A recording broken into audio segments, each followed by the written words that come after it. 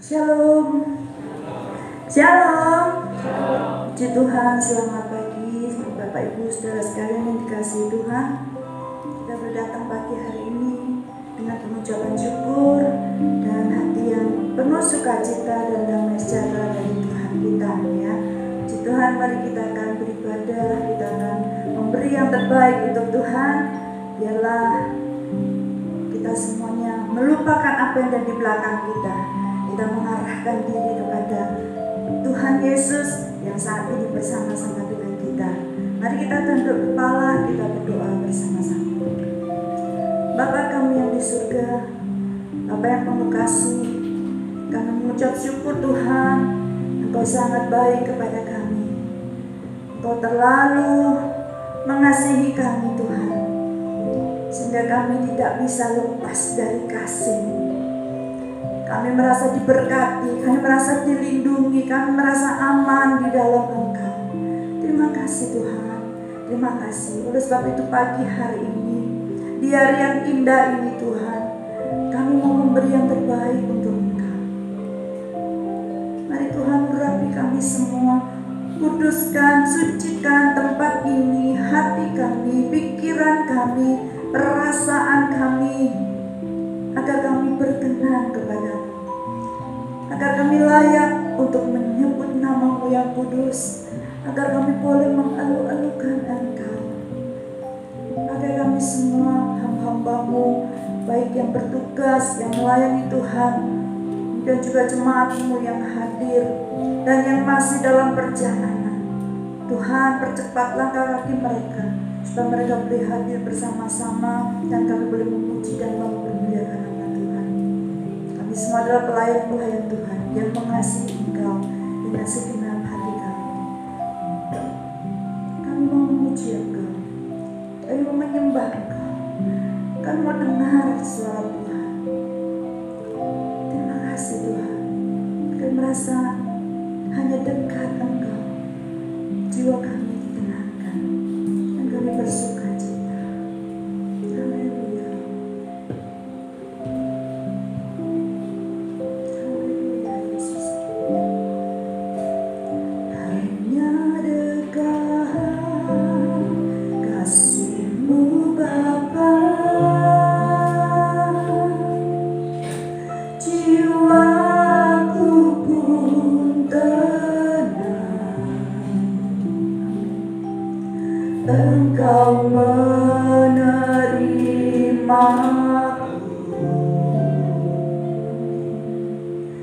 dengan sepenuhnya, walau dunia melihat rupa,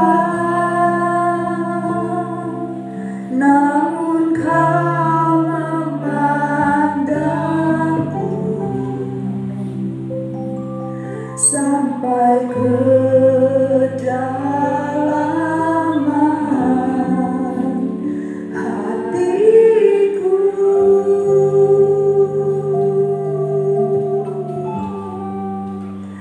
Tuhan, inilah yang ku tahu, Kau mengenal hatiku jauh melebihi semua yang terdekat sekalipun. Tuhan, inilah yang ku mau, ku dapat jaga hatiku supaya kehidupan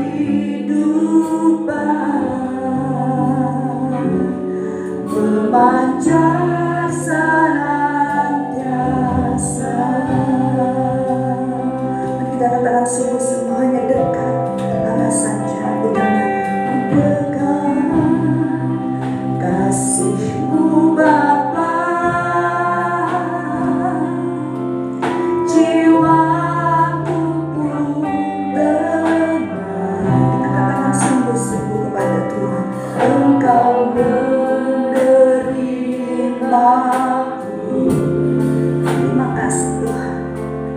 dengan sepenuhnya.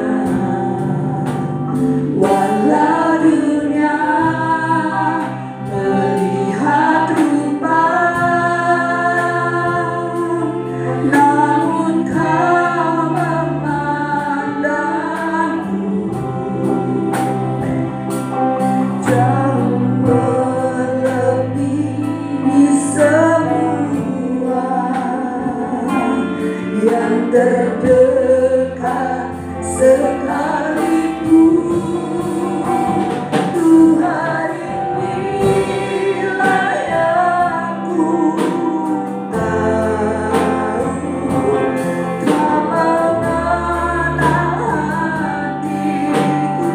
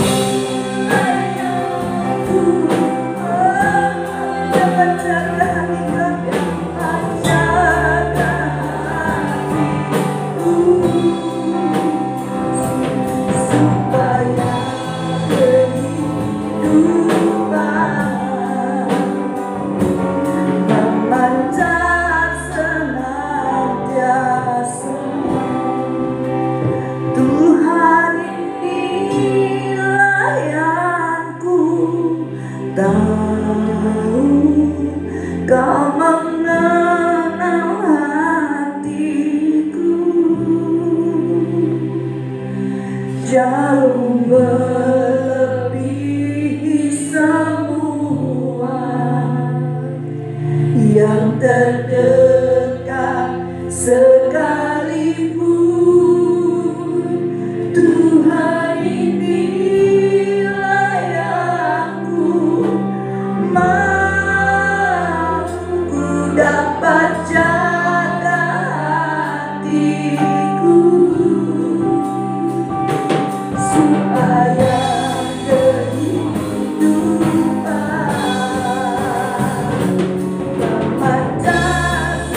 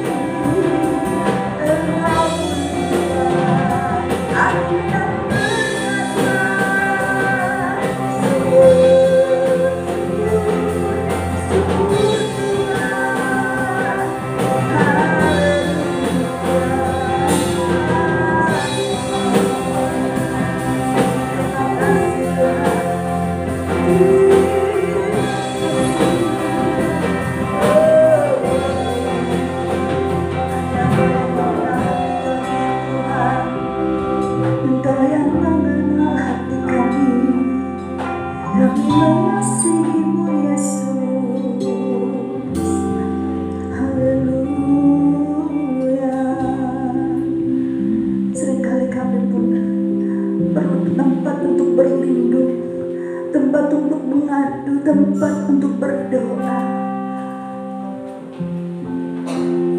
You are my hiding place. I will trust in you, Lord Jesus. You are my everything to me. Hallelujah. Terima kasih. Thank you, Jesus. Hallelujah. You are my hiding place. You always fill my heart with songs of deliverance.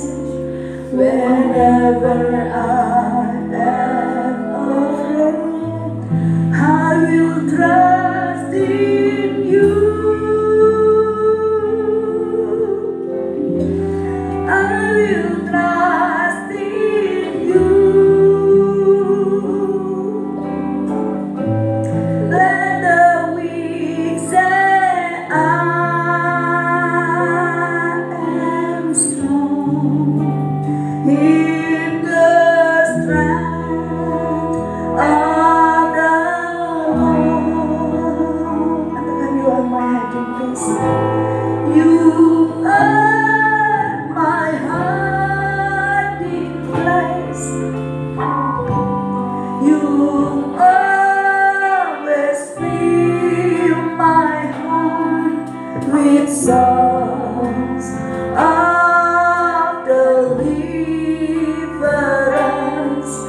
Whenever I am afraid, I will trust in you. I will trust in you. Let the weak say I am strong in the strength of the Lord. You are my hiding place. You always fill my heart with songs of deliverance. Whenever I am afraid, I will trust in you. I will trust in you. Let the weak say I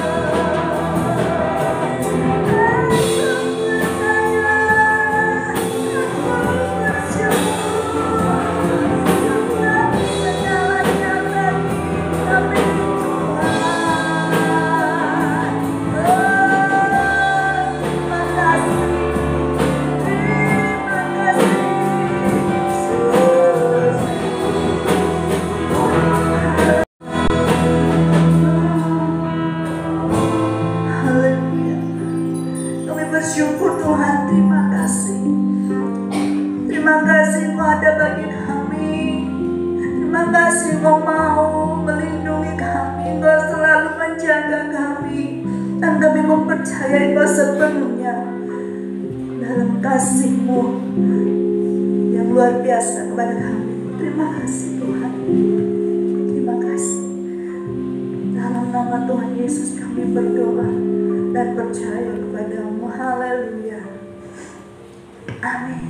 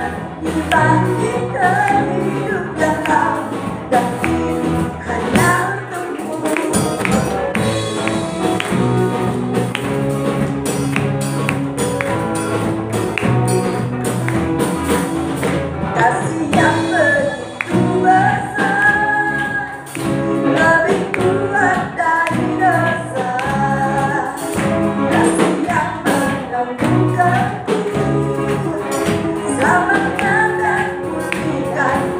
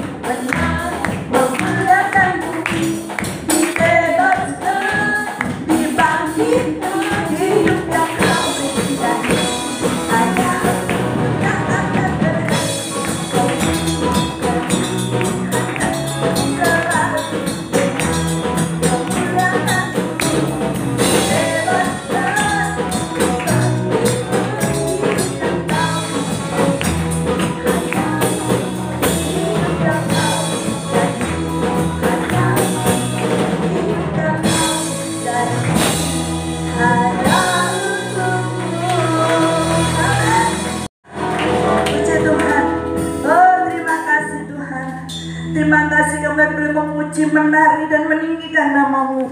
Karena kami tahu Kau ada di tengah-tengah kami Tuhan. Kami bersyukur kepada-Mu.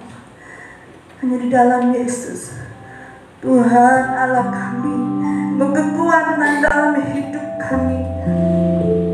Kau tak pernah meninggalkan kami, Kau setia menopang kami. Haleluya, Kau ajaib, Tuhan. Haleluya. Kekuatan di hidupku, ku dapat dalam Yesus.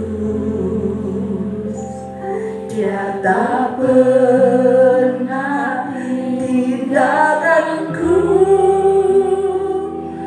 setia menopangku, berseru berharap dalam Yesus.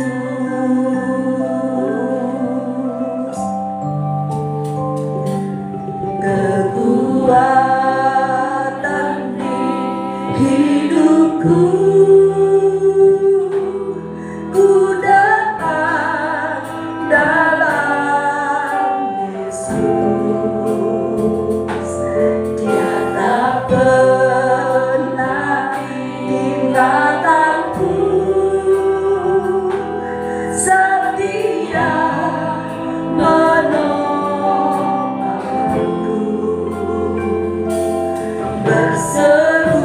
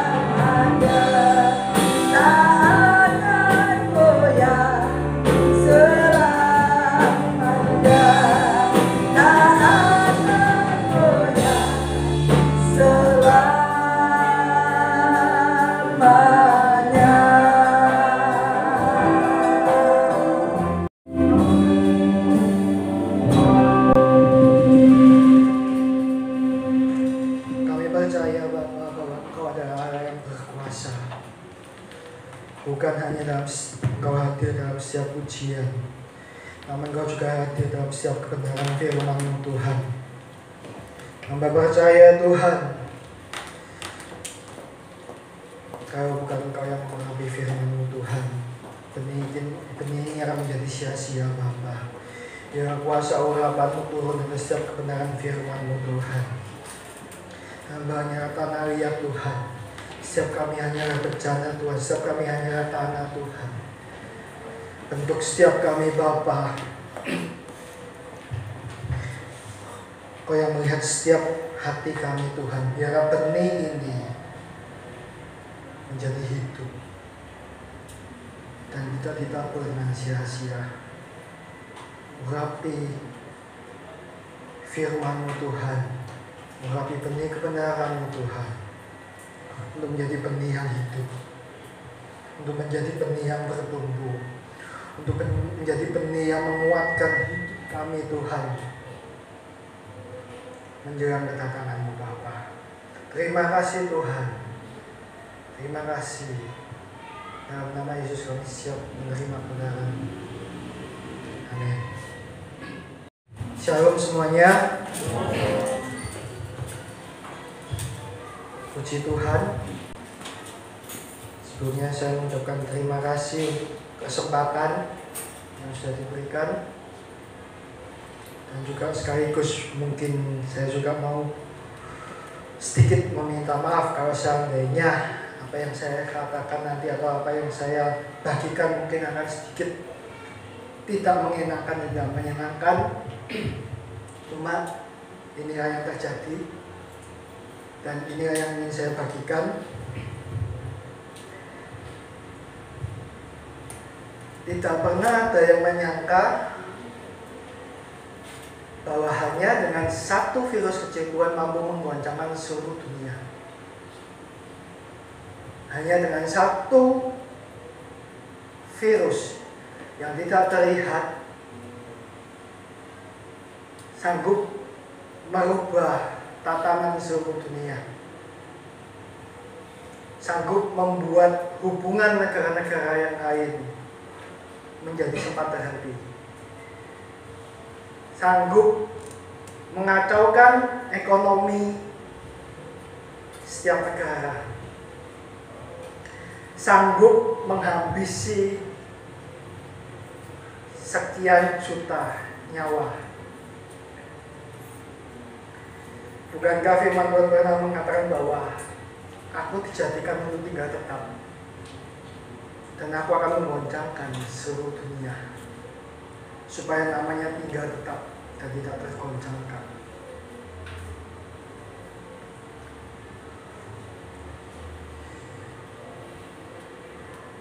Saya yakin kata eklesia sering dibagikan terutama oleh Ibu Pendeta Erna, di mana seringkali dikatakan bahwa eklesia adalah sesuatu orang-orang, perkumpulan orang-orang yang dipanggil keluar. Bukan hanya berarti sesuatu bangunan fisik, tetapi lebih kepada pribadi kita masing-masing sebagai satu bangunan yang kita dipanggil keluar untuk menjadi berbeda dari dunia ini.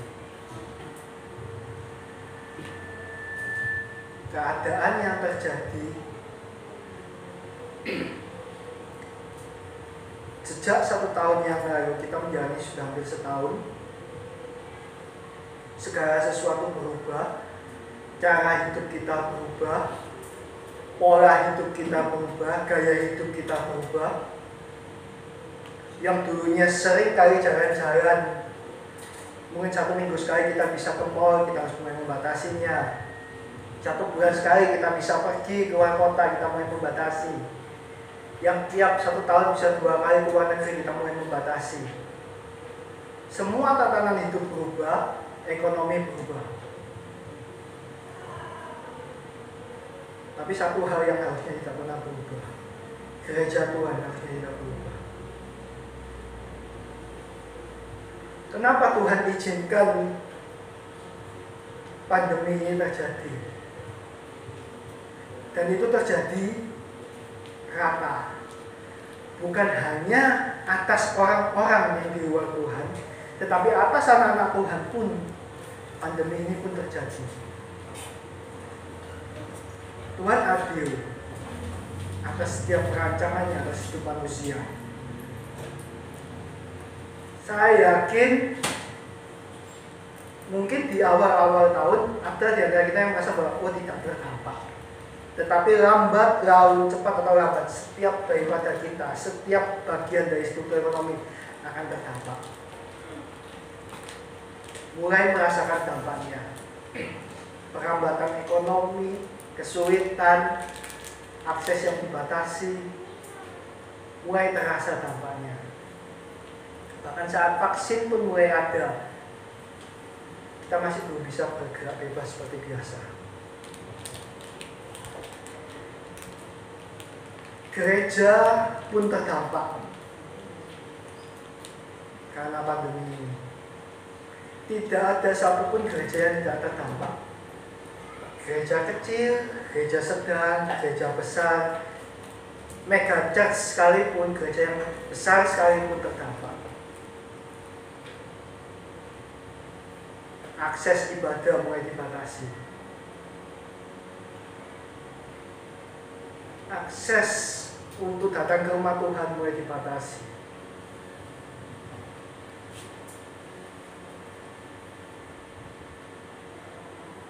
Kita hidup bukan lagi hidup di akhir zaman. Saya yakin setiap kita kalau kita tahu, saya yakin setiap kita kalau kita mau mempelajari kebenaran firman Tuhan, kita hidup di zaman akhir.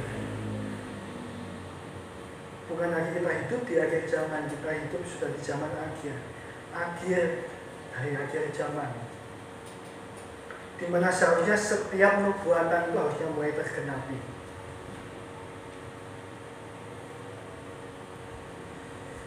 Gereja pun,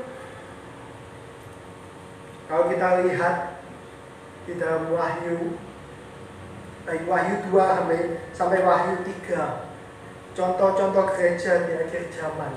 Gereja mulai mengalami degenerasi, gereja mulai mengalami kemerosotan, gereja mulai kehilangan tujuan mula-mula dibentuk. Semua gereja seharusnya kembali kepada gereja mula-mula.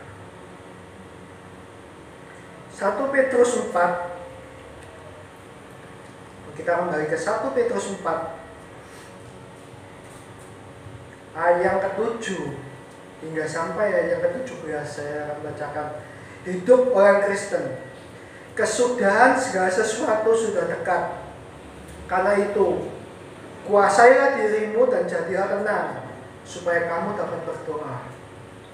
Tetapi yang terutama, kasihilah sungguh-sungguh seorang akan yang lain, sebab kasih menutupi banyak sekali dosa. Berilah tumpangan seorang akan yang lain dengan tidak bersungut-sungut. Layanilah seorang akan yang lain sesuai dengan karunia yang telah diperoleh tiap-tiap orang sebagai pengurus yang baik dari kasih karunia Allah. Jika ada orang yang berbicara, baiklah ia berbicara sebagai orang yang menyampaikan firman Allah. Jika ada orang yang melayani, baiklah ia melakukan dengan kekuatan yang dianugerahkan Allah, supaya Allah dimuliakan dalam segala sesuatu karena Yesus Kristus. Dialah yang punya kemuliaan dan kuasa sampai selama-lamanya. Amin.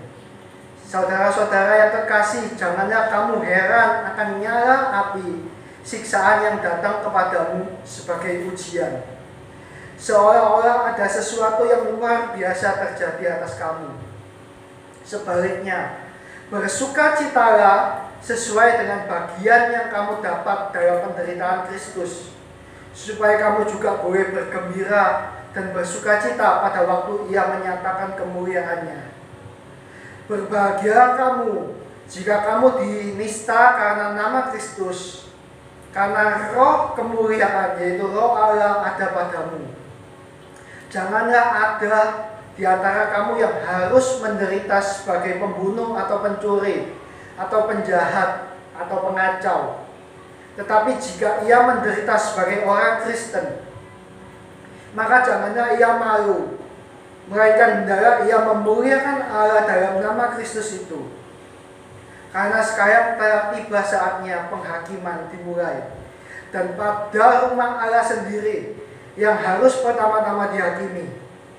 Dan jika penghakiman itu dimulai pada kita, bagaimanakah kesudahan dengan mereka yang tidak percaya pada Injil Allah? Ya, teruskan.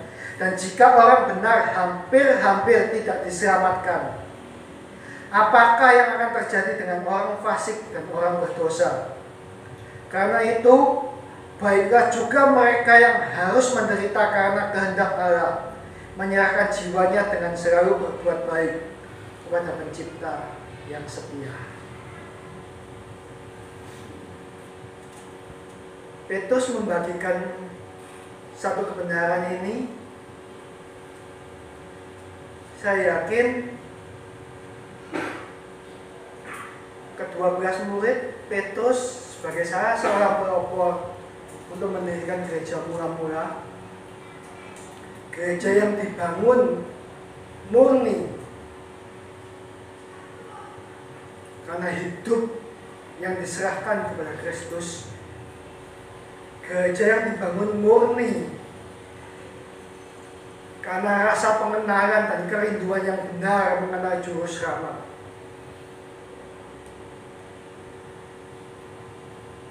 Tidak perlu berbicara tentang bangunan fisik terlebih dahulu.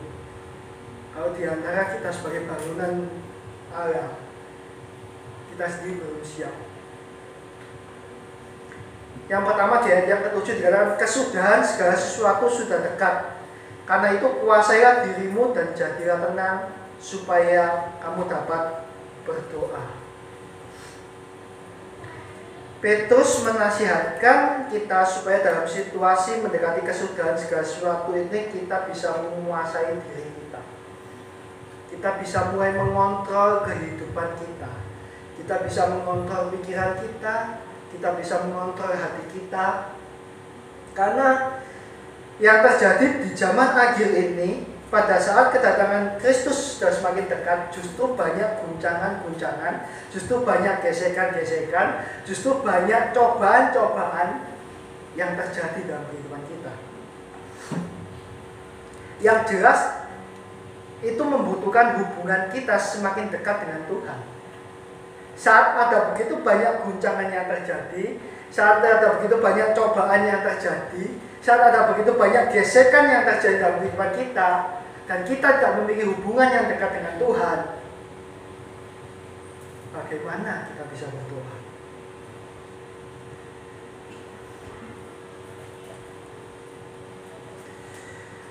Sayangnya di zaman akhir ini banyak orang-orang yang bilang yang berdoa, cuma mereka sebetulnya tidak bisa berdoa dengan sungguh-sungguh. Mereka terlanjur berdoa dalam kondisi yang tidak tenang. Mereka terlanjur berdoa dalam situasi yang dalam hatinya masih galau. Padahal kalau kata tenang di dalam bahasa aslinya itu mengandung arti waras, sehat. Namun kita tahu bahwa di zaman akhir ini, maaf saya katakan, banyak orang-orang yang tidak sehat. Banyak orang yang tidak waras. Salah satunya kita gampang lihat smartphone kita. Banyak sekali informasi yang kita dapat dari handphone ini. Banyak informasi yang kita dapat dari smartphone ini. Informasi yang masuk mempengaruhi kehidupan kita. Informasi yang masuk membuat kita menjauh daripada Tuhan. Smartphone ini seperti dua sisi mata uang. Kalau kita gunakan sesuatu yang baik untuk cari kebenaran firman Tuhan, cari ayat yang membangun, kita bisa dapatkannya. Cari sesuatu yang negatif, sesuatu yang merusak, saya cari gampang aja. Cari aja video porno, dapat. Dulu kalau kita mau cari sesuatu yang porno merusak, mungkin banyak yang harus ke MPN. Cari pasar, di sana banyak penjual DVD. Seiring berkembangnya zaman, sana digusur, lapak digusur, tidak ada yang jualan, lebih gampang lagi. Dengan adanya smartphone, cukup kuota, cari googling, cari aksesnya, dapat. Aksesnya lebih cepat dapat, sharingnya, berbaginya pun juga lebih cepat. Banyak orang sekarang mulai tidak tenang dan tidak waras. Kenapa saya bilang tidak waras? Kalau kita tahu beberapa waktu lalu, nggak sampai 1 bulan, ada kasus yang heboh, ada sepasang pasangan yang ditangkap karena mereka menjual hubungan mereka berdua di dalam satu situs porno yang terbesar untuk mendapatkan uang. Alasannya apa? Hanya karena kebutuhan ekonomi. Kita hidup di dunia yang sudah tidak sehat. Kita hidup di dunia yang tidak waras. Karena banyaknya informasi, banyaknya sesuatu yang negatif, banyaknya orang-orang yang tidak waras di sekitar kita, maka kita menganggap bahwa ketidakwarasan itu sebagai sesuatu yang normal.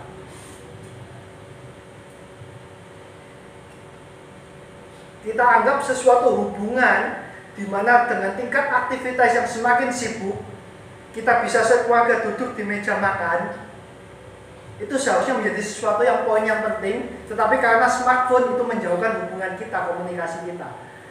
Komunikasi kita hanya sebatas menjadi smartphone. Hubungan anak dengan orang tua di dalam 2 Timotius 3 sudah mulai terjadi. Anak tidak lagi mengasihi orang tua.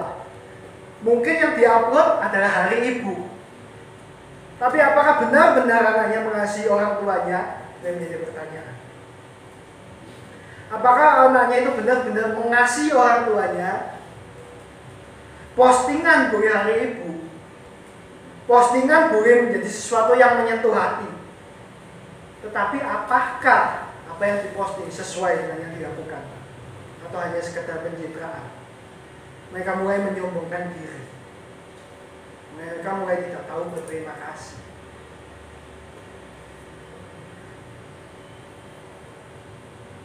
Kehidupan yang tidak sehat ini sudah digeneralisasi menjadi kehidupan yang normal. Postingan yang menyenangkan, postingan yang kiranya kita lihat, wah enak ya bisa makan terus menerus, enak ya bisa jalan-jalan, enak ya bisa beli barang branded. Apakah benar yang diposting sesuai dengan kehidupannya? Apakah benar yang diposting sesuai dengan kondisi kehidupan dan isi hatinya? Banyak anak Tuhan bisa memposting kata-kata firman Tuhan hanya sekedar postingan, belum tentu sesuai dengan kehidupannya.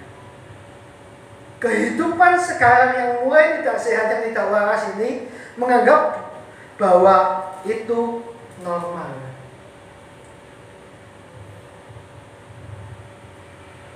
Kita beribadah cukup datang ke gereja, kita beribadah cukup berdoa, kita cukup membaca firman Tuhan tanpa membangun hubungan pribadi dengan Tuhan, itu normal.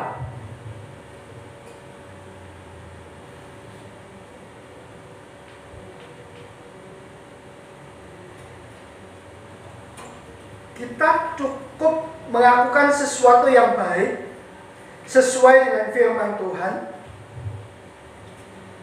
tanpa adanya satu hubungan yang pribadi dengan Tuhan. Kita bilang itu normal sudah. Padahal firman Tuhan tidak ada satupun firman Tuhan yang tidak digenapi. Berarti setiap bagian firman Tuhan itu menjadi bagian penting. Kita tidak bisa melakukan kebaikan tanpa kita berdoa, tanpa mengenali isi hati Tuhan. Apakah kebaikan yang kita lakukan itu murni dari hati kita, ataukah sekedar hanya pencitraan? Apakah kebaikan yang kita lakukan itu memberikan faedah dalam kehidupan kita? Tanpa hubungan pribadi, tanpa kita berdoa, kita menjadi tersesat. Gereja Tuhan menghadapi zaman akhir, seharusnya kita menjadi pribadi yang mengutamakan hubungan dengan Tuhan. Tanpa Tuhan, jangan kita tersesat. Firman Tuhan mengatakan, ada orang yang menganggap jalannya benar, namun ujungnya maut. Kita bisa beribadah, kita bisa bagi firman, kita bisa berbuat baik. Namun kalau kita tidak mengenal Sang Pencipta kita, kita pun terhilang. Jadi, apa sih solusi yang terbaik? Kita harus bisa melatih kehidupan kita terus menerus untuk tetap tinggal di dalam hadirat Tuhan. Mudah, gak gampang, saya yakin. Di tengah kesibukan kita, di tengah situasi yang mungkin membuat kita kehabisan waktu, kita akan kehabisan waktu. Saya gak punya waktu, berdoa pun kalau bisa sekedarnya saja. Kalau kita mau melihat sisi positif, pandemi ini diizinkan Tuhan untuk orang-orang yang tidak punya waktu menjadi punya waktu untuk berdoa dengan Tuhan. Anak-anak yang sekolah mungkin dengan aktivitasnya di dalam sekolah mereka kehabisan waktu, pulang sekolah pun masih ada berbagai macam tugas yang dikerjakan. Dengan adanya pandemi mereka belajar dari rumah, ada waktu untuk berdoa. Mereka yang bekerja mungkin ada yang dipotong waktunya, separuh ada di rumah, separuh bekerja. Tuhan sediakan waktu. Mungkin caranya nggak sesuai dengan yang kita mau, tapi itu yang Tuhan inginkan, untuk kita bisa berdoa dan mencari Tuhan. Di tengah situasi yang mungkin sudah semakin kompleks, waktu yang semakin terasa kurang, Tuhan sediakan waktu dengan caranya Tuhan untuk kita bisa berdoa. Bagaimana kita menanggapinya, itu ada di dalam respon hati kita. Mungkin ada yang mengatakan, kalau toh aku nggak bekerja dan Tuhan PHK, gimana caranya aku bisa hidup? Apakah dengan berdoa saja bisa hidup? Saya yakin bisa, dengan caranya yang ajaib. Kalau kita mau sungguh-sungguh, kita mau berserah penuh, bukan berarti kita tidak bekerja. Bukan berarti saya menyarankan bahwa berarti boleh untuk tidak bekerja. Tidak. Karena firman Tuhan sendiri mengatakan bahwa kalau kita tidak bekerja, jangan kita makan. Toh, Tuhan belum izinkan untuk kita bisa mendapatkan pekerjaan. Saya yakin Tuhan bisa memelihara dengan caranya yang ajaib. Karena ada begitu banyak orang dan kesaksian yang dipelihara Tuhan dengan caranya yang ajaib.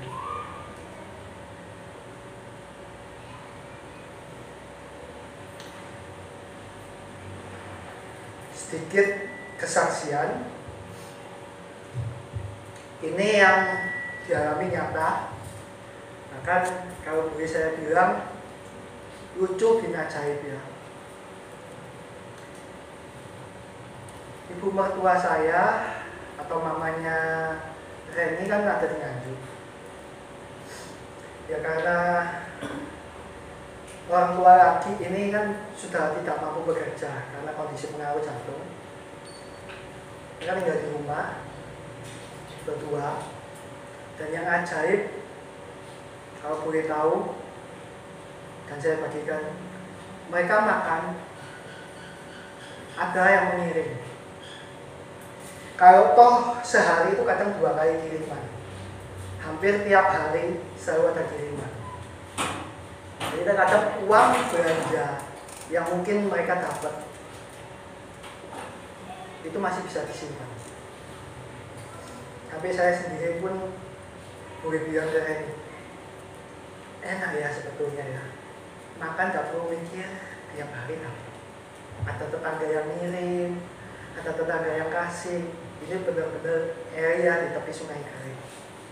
Selalu ada burung gagak yang kirim. Itu kisah nyata yang saya sendiri, yang mungkin boleh dibilang mereka orang yang cukup sederhana, mereka terima berkat, burung gagak selalu kirim. Bisa hidup, bisa, asal berkenan di hadapan Tuhan.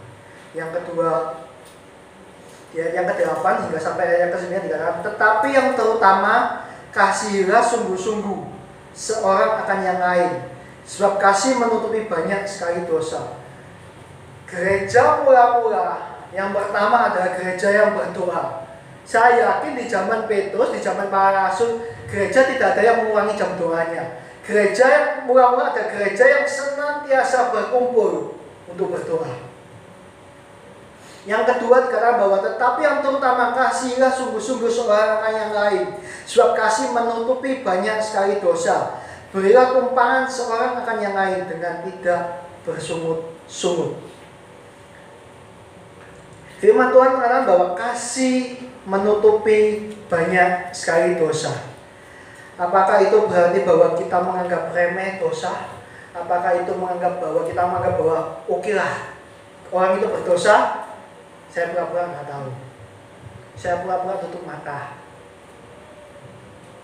Di dalam terjemahan aslinya, kata menutupi kalau kita mau belajar di dalam perjanjian lama, pada saat domba itu dikorbankan dan darah itu dicurahkan, darah itu menutupi pelanggaran umat Allah. Darah itu membuat umat Allah diampuni dari dosanya.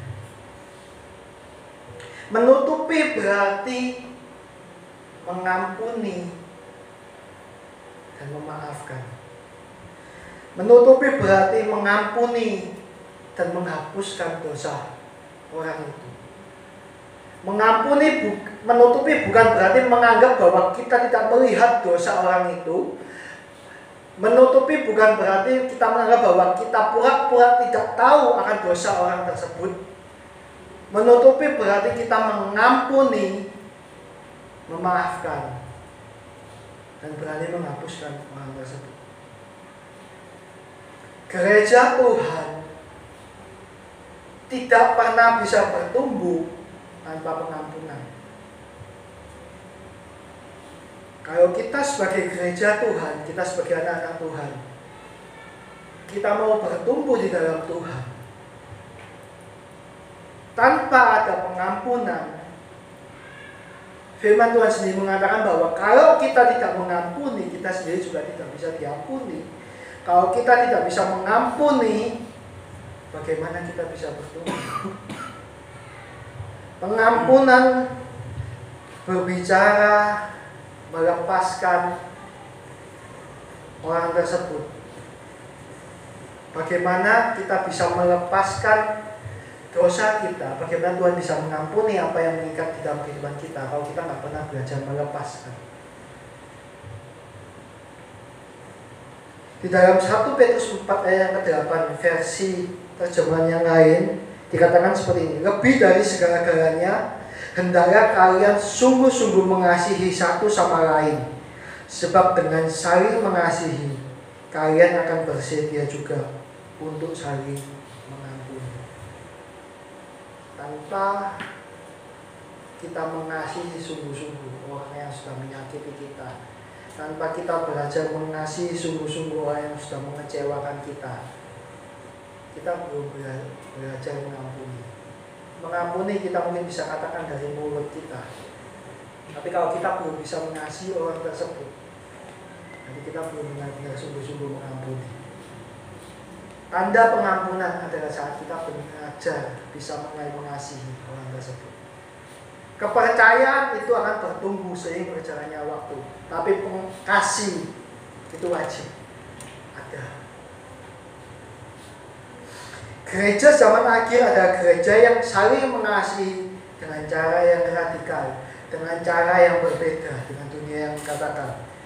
Gereja demikian akan berisi komunitas orang-orang percaya yang bukan hanya mempraktekkan kasih manusia terbatas, tetapi penuh dengan syarat, tapi belajar mempraktekkan kasih agape.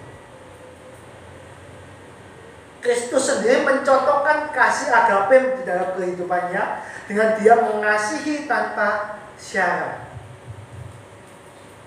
Dan gereja Tuhan, kalau kita bilang kita mau serupa dengan Kristus, salah satu syaratnya adalah kasih agape, kasih tanpa syarat. Kalau kita bilang kita mengampuni orang yang menyakiti kita, kalau kita sebagai orang tua kita bilang kita mengampuni anak kita atas perlakuan mereka yang mungkin tidak menyenangkan dalam kehidupan kita, kalau kita sebagai anak kita bilang kita mengampuni orang tua kita karena mereka berbuat yang tidak sesuai dengan yang kita mau. Tapi kalau kita belum bisa mengasihi mereka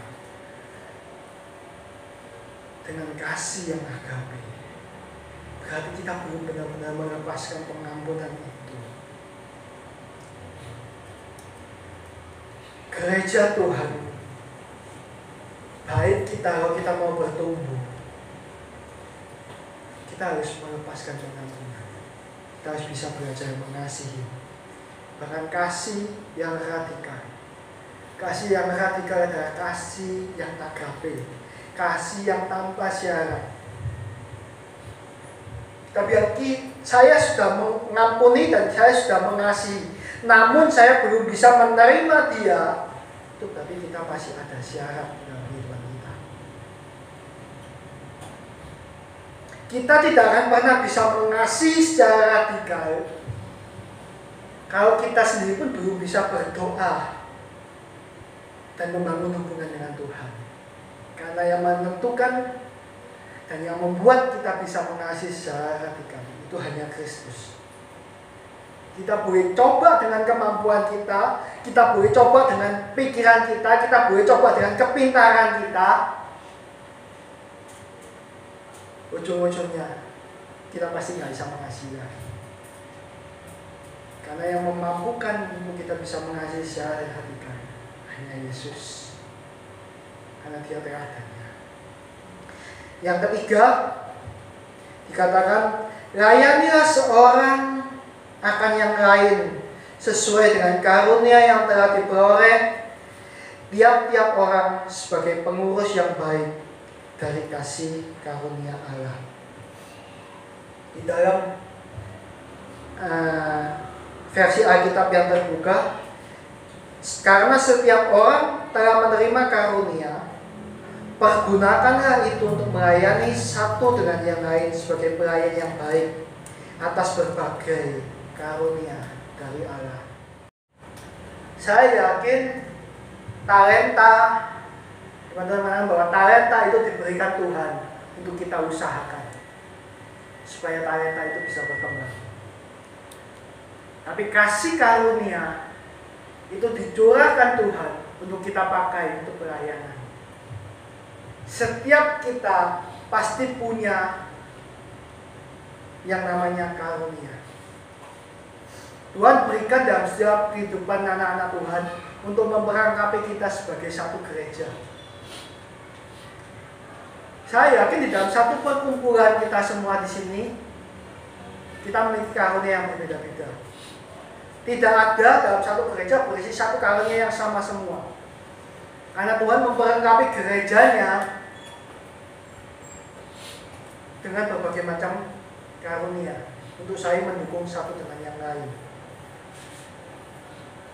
Karena kalau karunia yang ada dalam setiap kita masing-masing, kalau kita mau pergunakan, kita mau kembangkan, dan kita kumpulkan di dalam satu bangunan gedung gereja, dalam satu komunitas, dalam satu kebersamaan, dalam satu persekutuan, saya yakin karunia yang ada dalam setiap orang itu akan menghasilkan salah satu yang luar biasa. Saling melengkapi satu dengan yang lain, bukan saling menjegal satu dengan yang lain. Tubuh Kristus, satu kesatuan tubuh, gereja Tuhan, akan bisa mencapai satu kedewasaan yang penuh kalau itu bisa dibangun terus menerus dengan kasih karunia tiap-tiap orang yang saling mendukung satu dengan yang lain, kasih karunia yang saling melengkapi satu dengan yang lain, bukan kasih karunia yang berdiri sendiri, bukan kasih karunia yang digunakan hanya untuk menonjolkan pribadi masing-masing. Banyak pengertian yang keliru yang menganggap bahwa kasih karunia itu sudah mulai tidak perlu. Karunia itu sudah mulai tidak perlu lagi. Yang penting ada kasih dan ada karakter Kristus, itu cukup.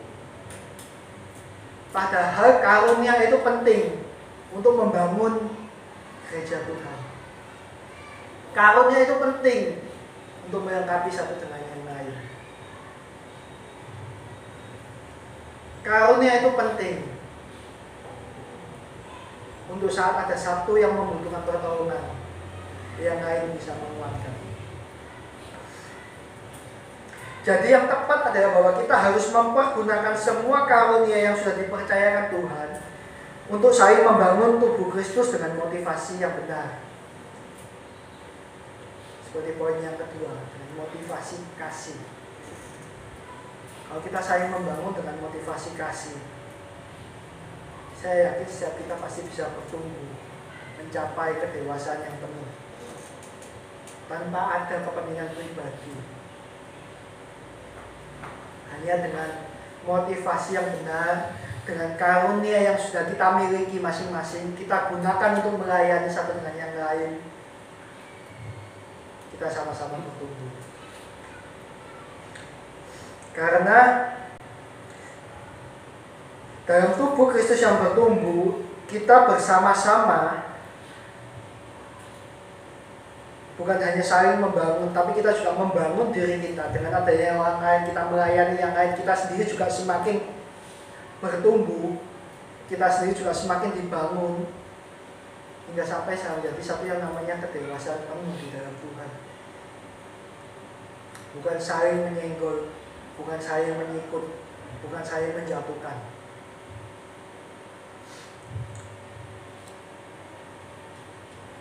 Efesus 4 ayat 7 yang kedua hingga sampai ayat ke-12. Efesus yang keempat, karunia yang ada. Saya baca, tetapi kepada kita masing-masing telah dianugerahkan kasih karunia menurut ukuran pemberian Kristus. Firman Tuhan mengatakan bahwa tetapi kepada kita masing-masing. Berarti tiap orang seharusnya sudah punya karunia. Itulah sebabnya kata Nas, tatkala ia naik ke tempat tinggi, ia membawa tawan-tawanan, memberikan pemberian-pemberian kepada manusia.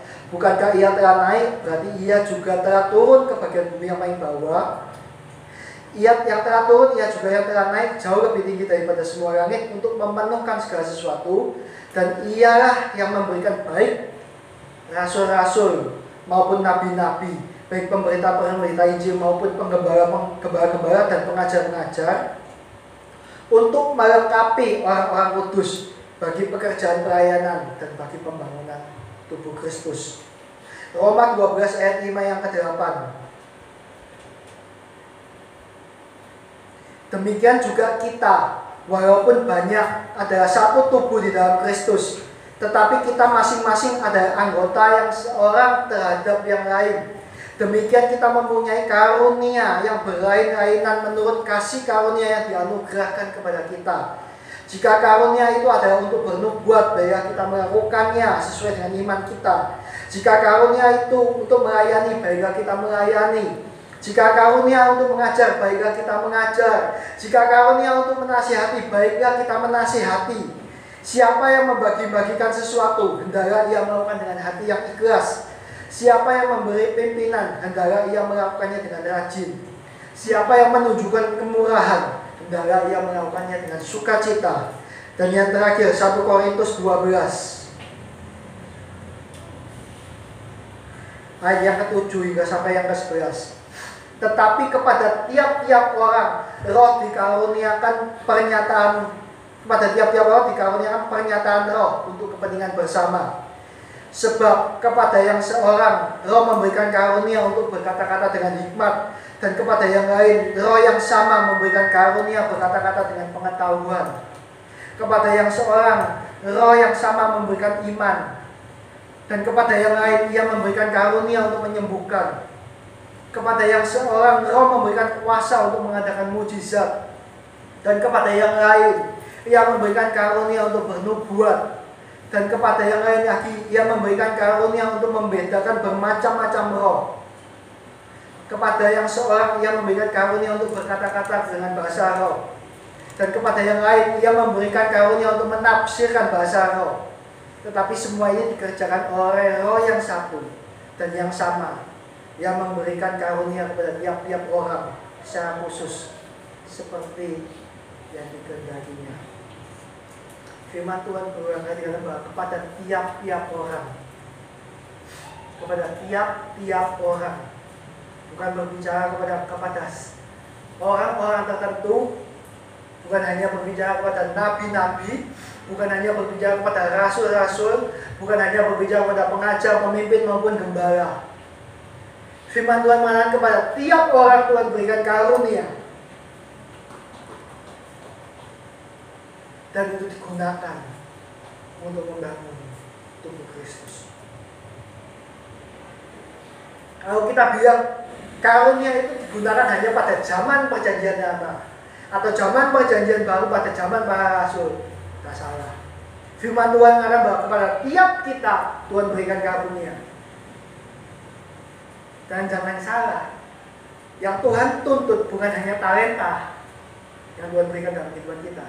Tuhan tuntut karunia yang sudah diberikan dalam kehidupan kita, supaya kita pergunakan dengan baik atau tidak.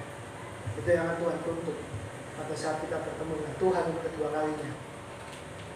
Yang keempat, yang pertama tadi kita perlu berdoa dengan sungguh-sungguh. Yang kedua, kita perlu mengasihi secara radikal. Yang ketiga, pergunakanlah setiap karunia yang sudah Tuhan berikan dalam kehidupan kita. Yang keempat, 1 Petrus 4 tadi yang mengatakan di ayat yang ke-12 hingga sampai ayat yang ke-13. Saudara-saudara yang kekasih, janganlah kamu heran akan nyala api siksaan yang datang kepadamu sebagai ujian, seolah-olah ada sesuatu yang luar biasa terjadi atas kamu. Sebaliknya, bersukacitalah sesuai dengan bagian yang kamu dapat dalam penderitaan Kristus, supaya kamu juga bergembira dan bersukacita pada waktu Ia menyatakan kemuliaannya. Penderitaan adalah salah satu dari banyak hal yang ditolak dan dihindari oleh anak-anak Tuhan. Setuju? Pasti setuju.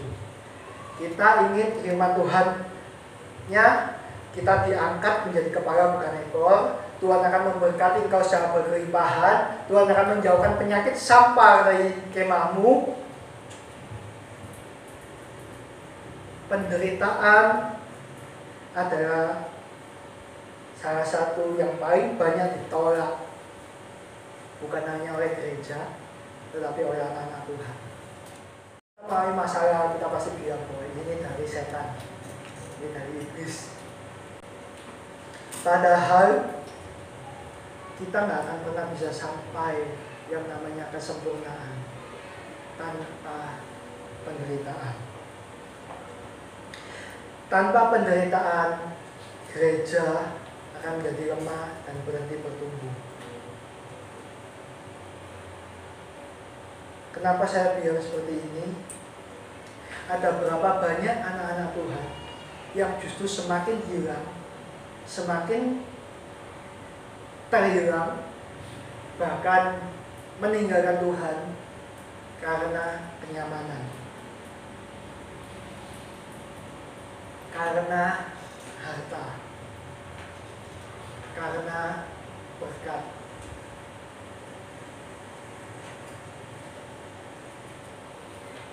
Saya ingin tanya kepada Yesmi, kalau toh hari ini Tuhan bukakan pintu berkat dan Tuhan memberkati engkau, hari ini kau mendapatkan kalau 1 T, kau mendapatkan 10 M. Apa yang kau lakukan pertama-tama? Memberkati. Apakah itu benar-benar keluar dari hati? Iya. Hanya diri pribadi yang tahu.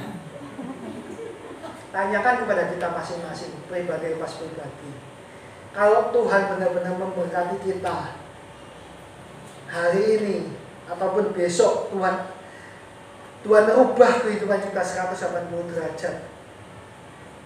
Apa yang tidak pernah kita pikirkan, apa yang tidak pernah kita bayangkan itu Tuhan berikan dalam kehidupan kita. Apa yang kita lakukan pertama-tama?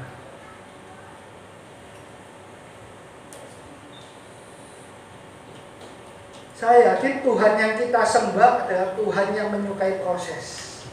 Karena proses itu yang mendewasakan setiap kita.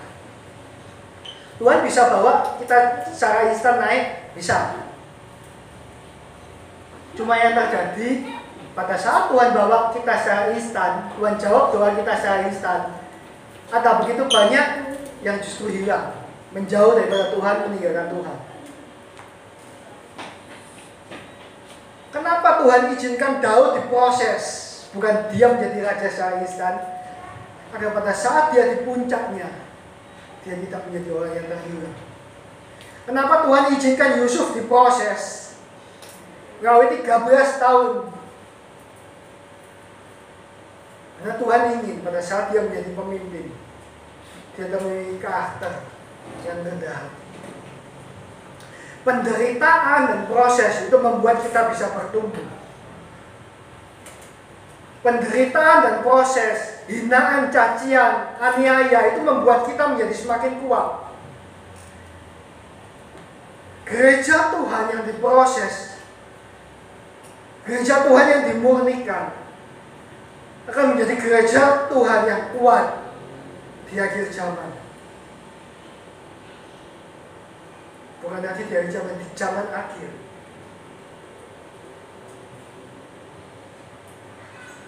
Memang setiap orang yang mau hidup beribadah di dalam Kristus Yesus akan menderita aniaya. Sedangkan orang jahat dan penipu akan bertambah jahat. Mereka menyesatkan dan disesatkan. Kalau kita mau beribadah kepada Tuhan Yesus dan kita tidak mau menerima bagian derita dan aniaya, kita patut pertanyakan, apakah kita benar-benar sudah sungguh-sungguh mau ikut di dalam Tuhan atau tidak. Sebab kepada kamu dikaruniakan bukan saja untuk percaya kepada Kristus, melainkan juga untuk menderita untuk Dia. Filipi 1 ayat 29. Firman Tuhan mengajarkan kita bahwa kita dipanggil bukan hanya untuk hidup di dalam berkat, hidup di dalam kasih karunia Tuhan, hidup di dalam berkelimpangan harta, tapi Tuhan mengajarkan kita bahwa kita perlu aniaya, kita perlu penderitaan, kita perlu permasalahan, kita perlu ujian untuk membuktikan kehidupan kita. Apakah kita termasuk pribadi yang tahan uji atau tidak? Sejalan dengan prinsip yang tadi beberapa bagian ayat firman Tuhan yang mengatakan bahwa kita harus melewati penderitaan, kita harus melewati proses. Petrus sendiri menuliskan bahwa ada orang Kristen yang pasti akan mengalami berbagai-bagai penderitaan. Namun penderitaan itu membawa kepada satu kesempurnaan. Sebagai orang percaya, janganlah kita menghindari atau menolak yang namanya penderitaan dan ujian. Terimalah setiap ujian dan penderitaan yang Tuhan izinkan dengan iman dan kerelaan penuh. Karena pada zaman akhir, gereja akan mengalami kebangunan rohani yang luar biasa di tengah-tengah penderitaan yang sudah menyempurnakan gereja tersebut. Hanya setiap kita yang bisa lolos dari penderitaan, hanya setiap kita yang bisa lolos dari setiap ujian dan cobaan yang terjadi dalam kehidupan kita, yang akan disempurnakan oleh Tuhan, yang akan memperoleh yang terbaik daripada Tuhan. Kalau kita mau hidup enak-enak saja, Ayub itu hidup enak, tapi pun tetap harus diproses oleh Tuhan. Tidak ada satupun anak Tuhan yang disayangi, yang dicintai oleh Tuhan yang tidak akan pernah melewati proses. Karena proses itu membuktikan iman kita. Yang terakhir, bagian yang kelima adalah siap untuk dimurnikan. Petrus 4 ayat 17-18, karena sekarang telah tiba saatnya penghakiman dimulai, dan pada rumah Allah sendiri yang harus pertama-tama dihakimi.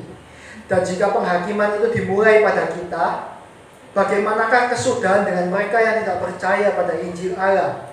Dan jika orang benar hampir-hampir tidak terselamatkan, apakah yang akan terjadi dengan orang fasik dan orang berdosa? Gereja Tuhan, setiap kita hari-hari ini kita sudah mulai dimurnikan. Bukan hanya ditampil, kita sudah mulai dimurnikan. Gereja zaman akhir akan mulai diuji dengan api. Tuhan yang mempunyai gereja, Gembala Agung, yang punya seluruh jemaat, yang punya seluruh domba, akan mulai menguji setiap bangunan kita, menguji setiap kehidupan kita, agar setiap kehidupan kita yang mulai jauh daripada Tuhan itu benar-benar dibuktikan. Apakah kualitas kita benar-benar menjadi kualitas yang teruji atau tidak? 1 Korintus 3 ayat 11-15, karena tidak ada seorang pun yang dapat meletakkan dasar lain daripada dasar yang telah diletakkan, yaitu Yesus Kristus. Entahkah orang membangun di atas dasar ini dengan emas, perak, batu permata, kayu, rumput kering atau jerami, sekali kelak pekerjaan masing-masing orang akan nampak, karena hari Tuhan akan menyatakannya. Sebab ia akan nampak dengan api, dan bagaimana pekerjaan masing-masing orang akan diuji oleh api itu. Jika pekerjaan yang dibangun seseorang tahan uji, ia akan mendapatkan upah. Jika pekerjaannya terbakar, ia akan menderita kerugian, tetapi ia sendiri akan diselamatkan, tetapi seperti dari dalam api. Pekerjaan setiap kita, kehidupan kita baik Tuhan, pekerjaan, pelayanan, karunia, talenta, apapun yang sudah kita buat, kebaikan, itu akan Tuhan uji. Jangan pernah kita berpikir bahwa cukuplah orang tuaku yang diuji, karena iman anak kan ikut orang tua. Nah, saat kita sudah dewasa, setiap kita bertanggung jawab atas pribadi masing-masing. Diuji untuk membuktikan kemurnian iman kita. Apakah kita terbuat dari bahan yang mengandung emas, perak, dan batu permata? di mana dalam proses itu kita mengikuti prinsip-prinsip dan pola daripada Tuhan. Kita mengikuti kebenaran firman Tuhan dengan benar. Kita melakukan setiap bagian firman Tuhan tanpa ada satu yang terlewatkan. Ataukah kita dibangun dengan dasar kayu, rumput kering, dan jerami? Karena kita mengikuti pola-pola manusia, ajaran-ajaran manusia, kebenaran-kebenaran yang didasarkan karena kebenaran manusia dan bukan kebenaran firman Tuhan. Semuanya itu akan diuji.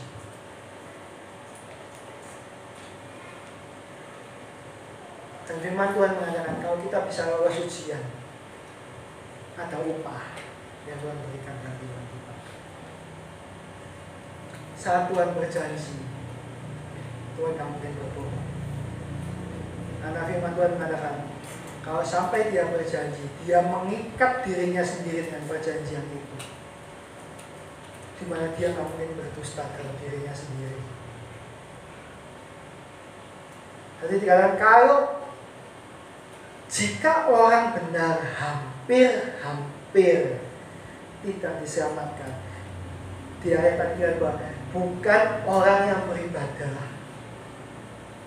bukan orang yang membaca firman, bukan orang yang punya karunia atau punya talenta, bukan orang yang bisa memimpin ratusan orang atau jutaan orang. Tadi dikatakan firman Tuhan, jika orang benar hampir.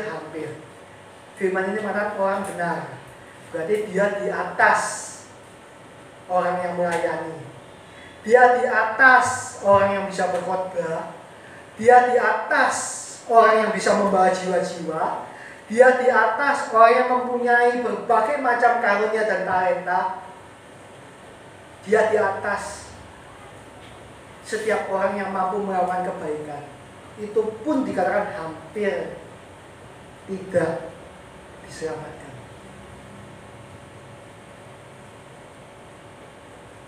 Ingatlah bahwa kita terima Tuhan, kita percaya Kristus itu kasih karunia. Kita bisa berada tempat ini, itu pun kasih karunia. Kita masih bisa diluputkan dan diloloskan hingga sampai hari ini, itu pun kasih karunia. Bukan karena kemampuan, bukan karena kehebatan, bukan karena kepintaran kita,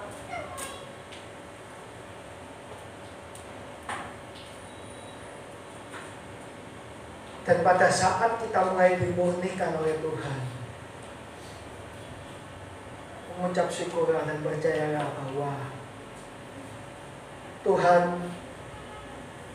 Kau yang mengetahui hidupku, apakah aku murni seperti emas atau tidak. Kalau belum, Tuhan didik aku kembali supaya menjelang kedatangan-Mu aku boleh masuk di dalam bagian 5 gadis yang bijaksana, bukan di dalam bagian 5 gadis yang bodoh. Ingat, hari Tuhan sudah semakin dekat, kedatangan Tuhan sudah semakin dekat. Dan kalau kita tidak benar-benar menjaga kehidupan kita, kita tidak bisa menjaga gereja yang Tuhan percayakan di dalam hidup kita. Kita tidak bisa membangun hubungan yang intim dengan benar dengan Tuhan melalui berdoa. Kita tidak bisa mempraktikkan kasih itu yang Tuhan ajarkan dalam kehidupan kita. Kita tidak menggunakan karunia dan talenta yang sudah Tuhan percayakan dalam kehidupan kita. Di dalam ujian dan pencobaan kita senantiasa bersungut-sungut kepada Tuhan. Dan pada saat dimurnikan kita mungkin tidak tahan uji. Ingat, waktunya tidak lama lagi. Seperti yang saya minggu lalu sampaikan bahwa mungkin kalau kita jatuh saat ini, mungkin kalau kita terhilang atau berbelok dari Tuhan saat ini, tidak ada kesempatan kedua kalinya untuk kembali. Jangan sia-siakan kasih karunia itu. Selama kita masih bisa, pergunakan waktu-waktu yang ada. Karena hari-hari yang ada akan semakin jahat. Hari-hari yang ada akan membuat kita semakin menjauh daripada Tuhan. Hari-hari yang ada akan membuat kita tidak memiliki kasih. Hari-hari yang ada akan membuat kasih menjadi dingin. Hari-hari yang ada akan membuat kita melupakan karunia yang sudah Tuhan beri, talenta yang sudah Tuhan percayakan. Hari-hari yang ada akan membuat kita meninggalkan ketidaknyamanan dan kita hanya fokus kepada kenyamanan hidup saja. Hari-hari yang ada akan membuat kita meninggalkan gereja Tuhan. Dan akhirnya kita tinggalkan Tuhan.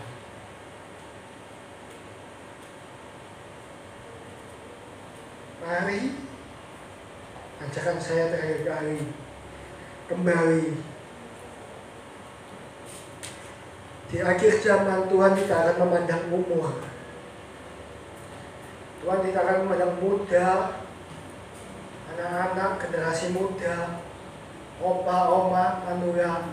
Tuhan tidak akan memandang itu lagi. Tuhan akan panggil mereka yang siap. Tuhan akan panggil mereka yang didapati, yang berkenan. Karena firman Tuhan mengatakan bahwa kalau seandainya waktunya tidak dipercepat, maka akan banyak orang yang tidak diselamatkan. Kita hidup di waktu percepatan, tidak merasa bahwa kita sudah 1 tahun melewati tahun ini, bahkan kita sudah masuki triwulan yang pertama pun sudah mau habis. Itu terasa sangat cepat. Pergunakan waktu-waktu yang ada, pergunakan hari-hari yang ada. Saya akan kembalikan kepada Bapak Gembala yang Tuhan memberkati.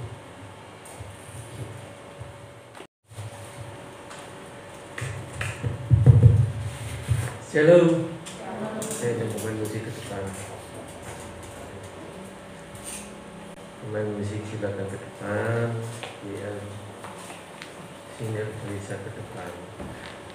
Panjang lebar tadi sudah disampaikan oleh hambanya Bapak Jaidiance, di mana kita sebagai orang percaya,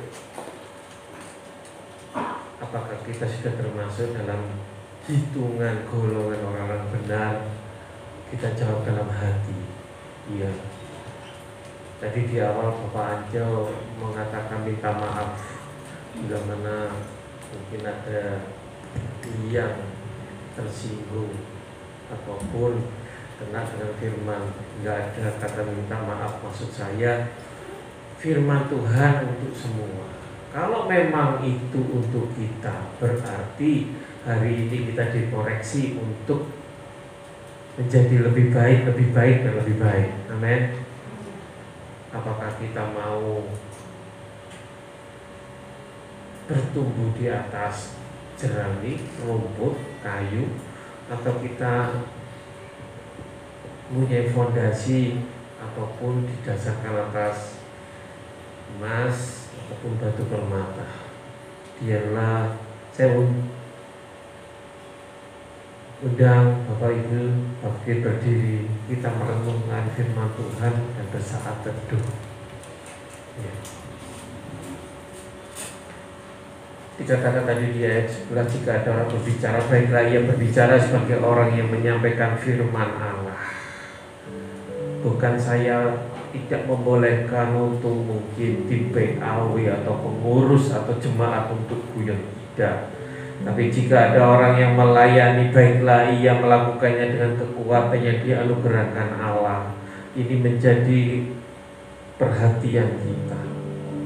Kalau kita melakukan segala sesuatu, biarlah itu didasarkan dengan sikap bahwa apa yang kita lakukan adalah karena kekuatan yang dianugerahkan Allah, supaya di atas segala-galanya Allah dimuliakan dalam segala sesuatu karena Yesus Kristus Dialah yang punya kemuliaan dan kuasa dan sampai selama-lamanya.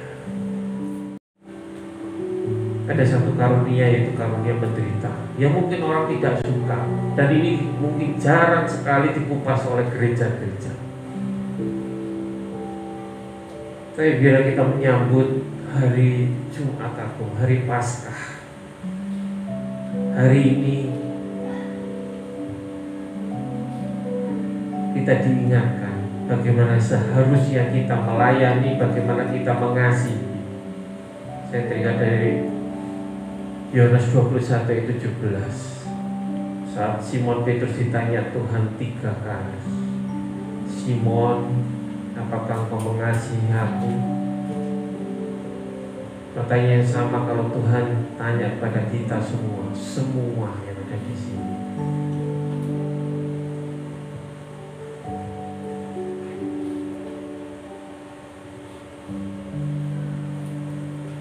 Apakah engkau mengasihi Tuhan? Apakah engkau mengasihi Tuhan? Sekali lagi, apakah kita mengasihi Tuhan? Hanya kita yang tahu. Tidak ada orang lain yang tahu motivasi hati kita yang terdalam. Tapi biarlah Tuhan sendiri yang tahu. Kita juga tahu. Mau tahu Tuhan hatiku.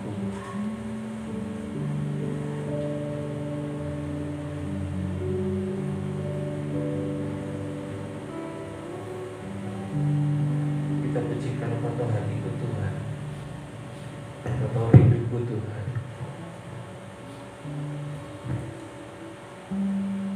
Bapak Ibu, sebagian di sini sudah melayani.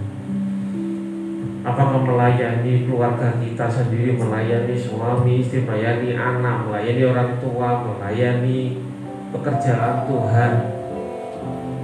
Biarlah semua didasarkan oleh karena kasih karunia. Kau tahu rinduku Tuhan, Kau tahu harapku, Kau tahu mimpiku di tangan-Mu Tuhan. Hingga kesudahan segala sesuatu sudah dekat. Dalam segenap jalan, Kasihi seorang yang akan lain. dalam setiap langkah, Layani seorang yang akan lain sesuai dengan karunia yang telah diperoleh. hanya Kau Tuhan yang Tuhan datang menghadapi semua. Yesus, Kau anugerah terindah dalam hidupku. Kita sudah menerima Kau Tuhan sungguh sebagai anugerah yang terindah dalam di hidup kita. setiap jalan. Apa yang kita lakukan untuk Tuhan? Apa balasan? Berapa waktu yang kau korbankan untuk Tuhan? Yesus, Kau terbaik. Ya, Yesus, Kau termanis di dalam hidupku. apakah benar Yesus termanis dalam hidupmu? Kita koreksi hati kita. Kau tahu hatiku Tuhan, Ya Tuhan, Kau tahu rinduku Tuhan, amin. Kau tahu harapku, Kau tahu mimpiku di tangan-Mu Tuhan.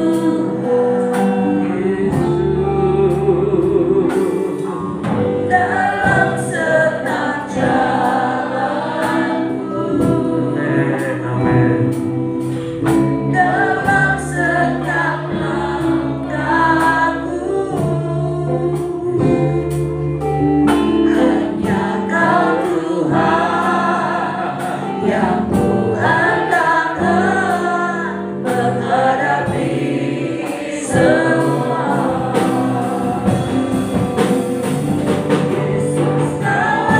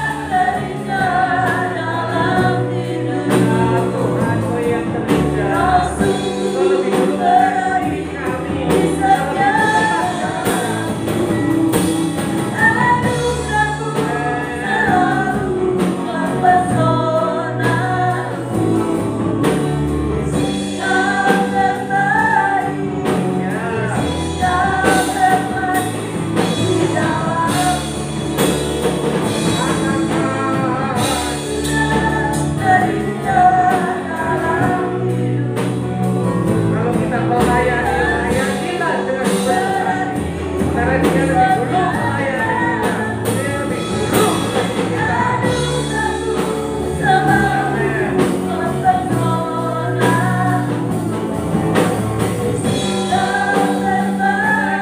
Yesus mau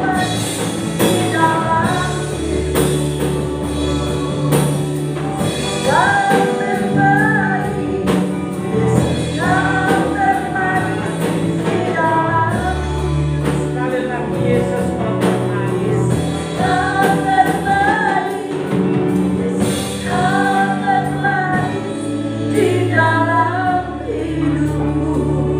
Amin, amin, amin.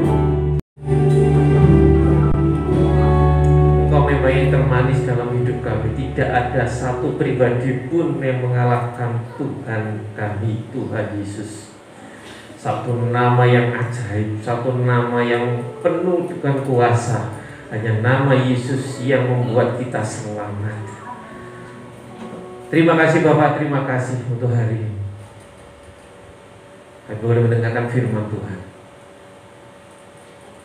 Dimana kami Tuhan diingatkan bahwa kami melayani, kami harus melayani dengan benar sebagai orang yang benar. Segala sesuatu didasarkan karena kita mengasihi Tuhan.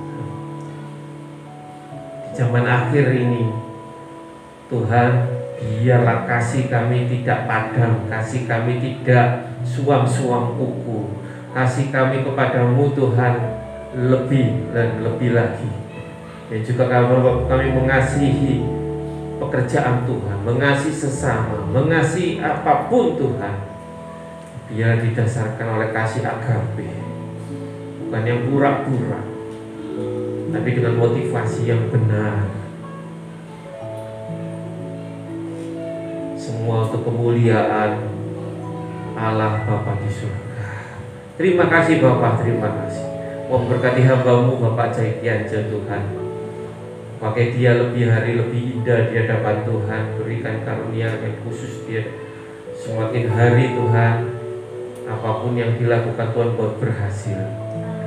Dimanapun dia berada menjadi berkat bagi banyak orang Tuhan. Berkati pelayannya, berkati usahanya, berkati pekerjaannya, apapun Tuhan. Keluarganya Tuhan memberkati. Terima kasih Bapak, terima kasih. Dan kami sidang jemaat, kami akan menerima firman-Mu tanpa terkecuali.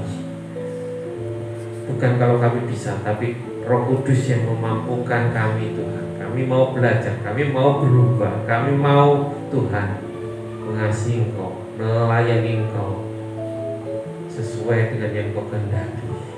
Terpujilah nama-Mu Bapa sampai selama-lamanya. Dalam nama Yesus kami berdoa, kami ucap syukur. Haleluya. Amin.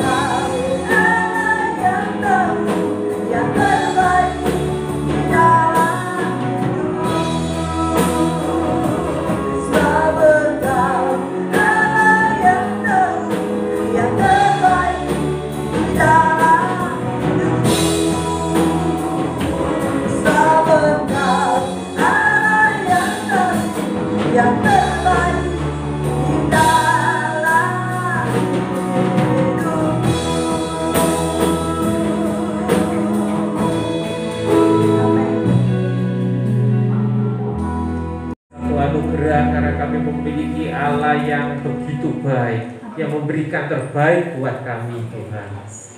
Setiap anak-anak-Mu Kau tilik satu persatu, dan Kau memberikan anugerah-Mu pada pribadi lepas pribadi tanpa terkecuali. Anugerah-Mu kepada setiap orang, setiap anak-Mu ada Tuhan. Terima kasih Bapa, terima kasih.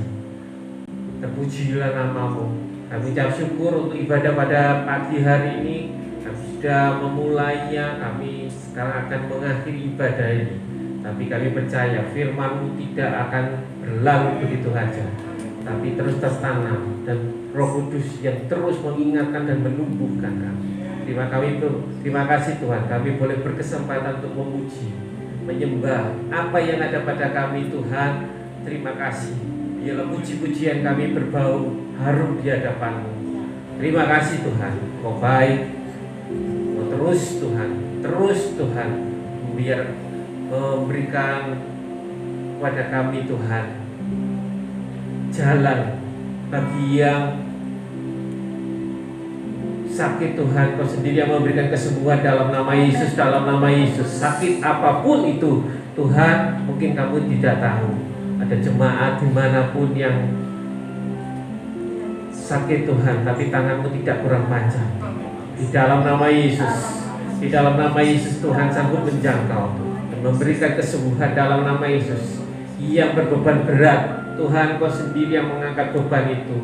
Kau memberikan solusi Tuhan dengan segala jawaban yang daripada-Mu. Engkau sanggup berbuat lebih daripada yang kami pikirkan Tuhan. Mungkin otak kami terbatas, pikiran kami terbatas, tapi jalan-jalan-Mu Tuhan, Engkau mempunyai 1001 jalan Tuhan yang tidak kami mengerti. Terima kasih Bapa, Kau yang memberkati pekerjaan setiap jemaat-Mu, yang sebagai karyawan Tuhan memberkati, berkati karir mereka Tuhan, memberkati apa yang dikerjakan oleh ibu rumah tangga, memberkati apapun yang dikerjakan oleh setiap jemaat Tuhan tanpa terkecuali. Yang studi pun Tuhan yang memberkati dengan hikmat akal budi yang daripada-Mu. Terpujilah nama-Mu Bapa. Terima kasih Bapa, terima kasih. Terima kasih Bapa, terima kasih.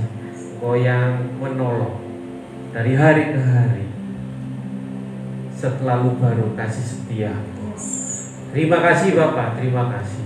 Kau baik Tuhan, Kau yang memberkati Indonesia, Kau yang memberkati Surabaya. Kami berdoa setiap hari Tuhan, angka kesembuhan COVID banyak yang sembuh, dan Kau sendiri yang mengangkat segala virus ini Tuhan. Kalau kami berdoa, Kau izinkan sesuai dengan kehendak-Mu Tuhan. Biarlah ini akan segera akan berlalu, sehingga kami boleh memuji, kami boleh beribadah dengan aman dan nyaman Tuhan. Berkati Indonesia sekali lagi, berkati Presiden kami Tuhan. Kau sendiri beri hikmat kami, berikan kesejahteraan kota pada kota Surabaya. Terima kasih Bapa, terima kasih Bapa, terpujilah nama-Mu. Kiranya berkat daripada Allah Bapa di surga, di dalam anaknya yang tunggal, Tuhan kami Yesus Kristus, serta persekutuan Allah Roh Kudus, kiranya memberkati, menyertai, melindungi mulai saat ini sampai Maranatha Tuhan Yesus datang kembali. Dalam nama Yesus, dalam nama Yesus, penyertaan-Mu sempurna. Kami ucap syukur. Haleluya. Amin. Terima